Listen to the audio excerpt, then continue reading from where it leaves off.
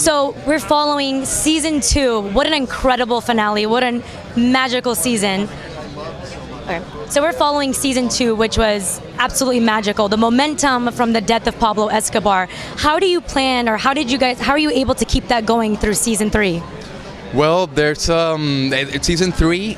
People are not gonna be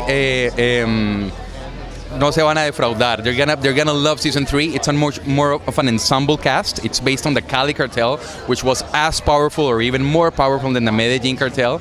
And the fact that people know less about the Cali cartel makes it so fascinating. It's composed of 4 individuals, 4 godfathers.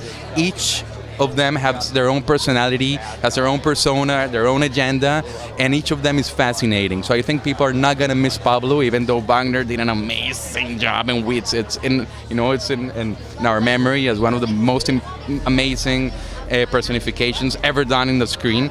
But season 3 are gonna blow your minds away. They're gonna blow. It's gonna be great.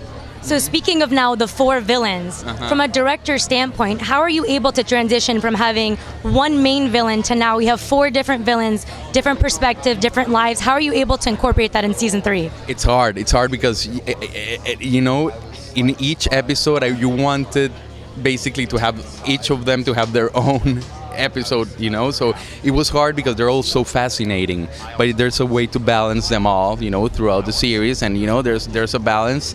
And I think the audience are gonna find one character more fascinating than the other one. They're gonna love this one, and they're gonna identify with this one more than with this one. So that's gonna be cool.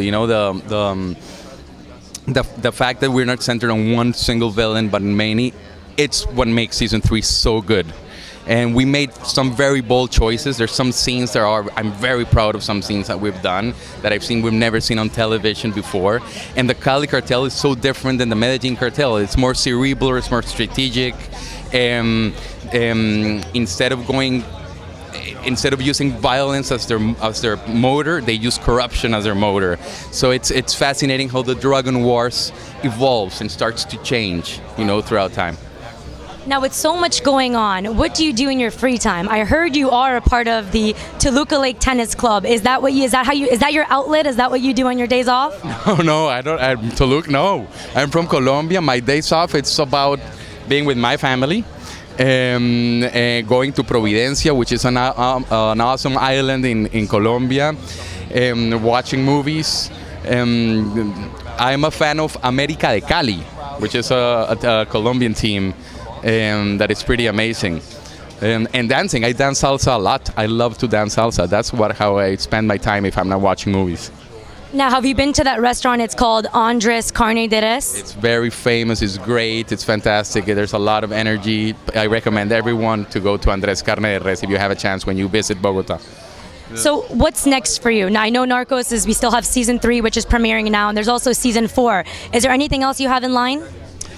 Well, there's some films that I have in mind, that are in line, and that I hope to do soon. There's a lot of ideas. There's so much things happening, but now it's time to concentrate on season 4, which is going to be shot in Mexico very soon. Yes. My name is Andy Baiz. I'm the director of Narcos, and I'm here with FabTV.